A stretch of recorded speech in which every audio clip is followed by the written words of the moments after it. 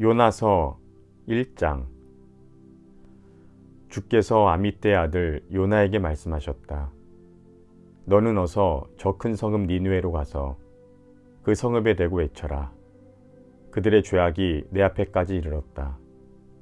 그러나 요나는 주의 낯을 피하여 다시스로 도망가려고 길을 떠나 욥바로 내려갔다. 마침 다시스로 떠나는 배를 만나 뱃삭을 내고 사람들과 함께 그 배를 탔다. 주의 낯을 피하여 다시스로 갈 셈이었다. 주께서 바다 위로 큰 바람을 보내시니 바다에 태풍이 일어나서 배가 거의 부서지게 되었다. 뱃사람들은 두려움에 사로잡혀 저마다 저희 신들에게 부르짖고 저희들이 탄 배를 가볍게 하려고 배 안에 실은 짐을 바다에 내던졌다. 요나는 벌써부터 배 밑창으로 내려가 누워서 깊이 잠들어 있었다. 마침 선장이 그에게 와서 그를 보고 소리를 쳤다. 당신은 무엇을 하고 있소? 잠을 자고 있다니 일어나서 당신의 신에게 부르짖으시오. 행여라도 그 신이 우리를 생각해 준다면 우리가 죽지 않을 수도 있지 않소. 뱃사람들이 서로 말하였다. 우리가 어서 제비를 뽑아서 누구 때문에 이런 재앙이 우리에게 내리는지를 알아봅시다. 그들이 제비를 뽑으니 그 제비가 요나에게 떨어졌다. 그들이 요나에게 물었다. 우리에게 말하시오. 누구 때문에 이런 재앙이 우리에게 내렸소? 당신은 무엇을 하는 사람이며 어디서 오는 길이오? 어느 나라 사람이오? 어떤 백성이오? 그가 그들에게 대답하였다. 나는 히브리 사람이오. 하늘에 계신 주 하나님, 바다와 육지를 지으신 그분을 섬기는 사람이오. 요나가 그들에게 자기가 주의 낯을 피하여 달아나고 있다고 말하니 사람들이 그 사실을 알고 겁에 질려서 그에게 소리쳤다. 어쩌자고 당신은 이런 일을 하였소? 바다의 파도가 점점 더 거세게 일어나니 사람들이 또 그에게 물었다. 우리가 당신을 어떻게 해야 우리 앞에 저 바다가 잔잔해지겠소? 그가 그들에게 대답하였다. 나를 들어서 바다에 던지시오. 그러면 당신들 앞에 저 바다가 잔잔해질 것이오. 바로 나 때문에 이 태풍이 당신들에게 닥쳤다는 것을 나도 알고 있소. 뱃사람들은 육지로 되돌아가려고 노를 저었지만 바다의 파도가 점점 더 거세게 일어났으므로 헛일이었다. 그들은 주를 부르며 아뢰었다. 주님, 빕니다. 우리가 이 사람을 죽인다고 해서 우리를 죽이지 말아 주십시오. 주께서는 뜻하시는 대로 하시는 분이시니 우리에게 살인죄를 지우지 말아 주십시오. 그들은 요나를 들어서 바다에 던졌다. 폭풍이 일던 바다가 잔잔해졌다. 사람들은 주를 매우 두려워하게 되었으며 주께 희생 제물을 바치고서 주를 섬기기로 약속하였다. 주께서는 큰 물고기 한 마리를 마련하여 두셨다가 요나를 삼키게 하셨다. 요나는 사흘 밤낮을 그 물고기 뱃속에서 지냈다. 요나서 2장.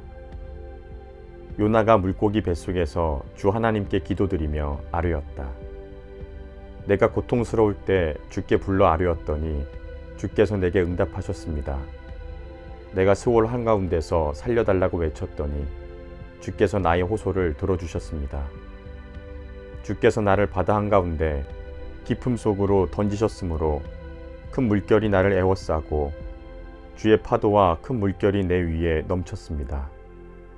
내가 주께 아뢰기를 주의 눈앞에서 쫓겨났어도 내가 반드시 주님 계신 성전을 다시 바라보겠습니다 하였습니다. 물이 나를 두르기를 영혼까지 하였으며 깊음이 나를 에워쌌고 바닷불이 내 머리를 휘감았습니다.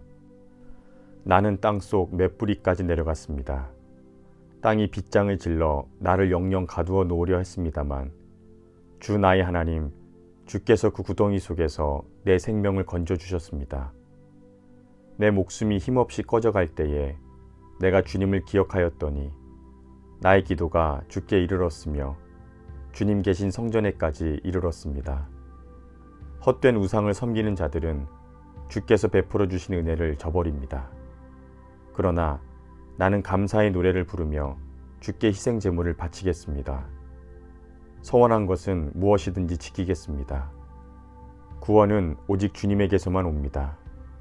주께서 그 물고기에게 명하시니 물고기가 요나를 무태다가 뱉어냈다. 요나서 3장. 주께서 또다시 요나에게 말씀하셨다. 너는 어서 저 큰 성읍 니느웨로 가서 이제 내가 너에게 한 말을 그 성읍에 외쳐라. 요나는 주께서 말씀하신 대로 곧 길을 떠나 니느웨로 갔다. 니느웨는 둘러보는 데만 사흘길이나 되는 아주 큰 성읍이다. 요나는 그 성읍으로 가서 하룻길을 걸으며 큰 소리로 외쳤다. 40일만 지나면 니느웨가 무너진다. 그러자 니느웨 백성들은 하나님의 말씀을 믿고 금식을 선포하고 그들 가운데 가장 높은 사람으로부터 가장 낮은 사람에 이르기까지 모두 굵은 베옷을 입었다.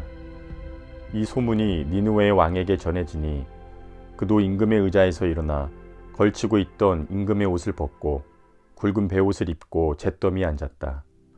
왕은 니느웨 백성에게 다음과 같이 선포하여 알렸다.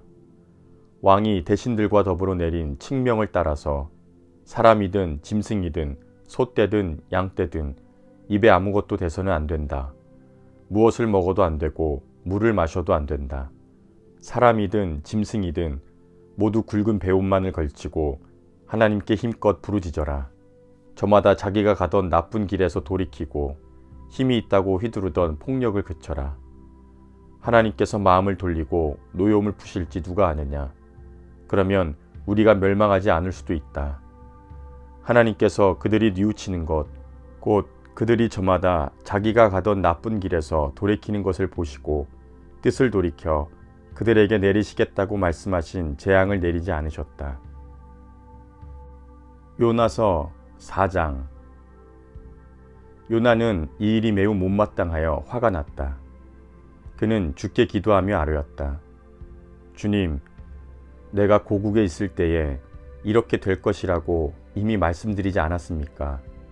내가 서둘러 다시스로 달아났던 것도 바로 이것 때문입니다.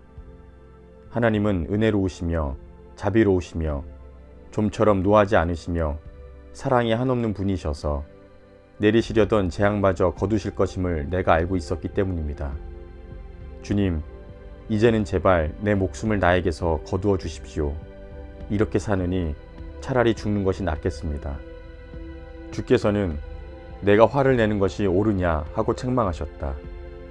요나는 그 성읍에서 빠져나와 그 성읍 동쪽으로 가서 머물렀다.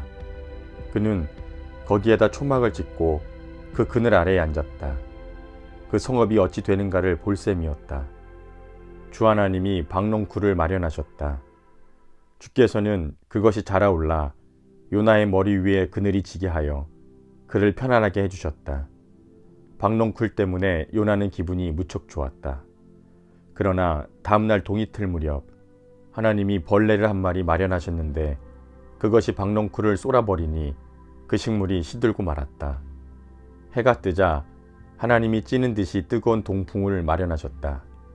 햇볕이 요나의 머리 위로 내리쬐니 그는 기력을 잃고 죽기를 자청하면서 말하였다. 이렇게 사느니 차라리 죽는 것이 더 낫겠습니다. 하나님이 요나에게 말씀하셨다. 박농쿨이 죽었다고 내가 이렇게 화를 내는 것이 옳으냐? 요나가 대답하였다. 옳다뿐이겠습니까?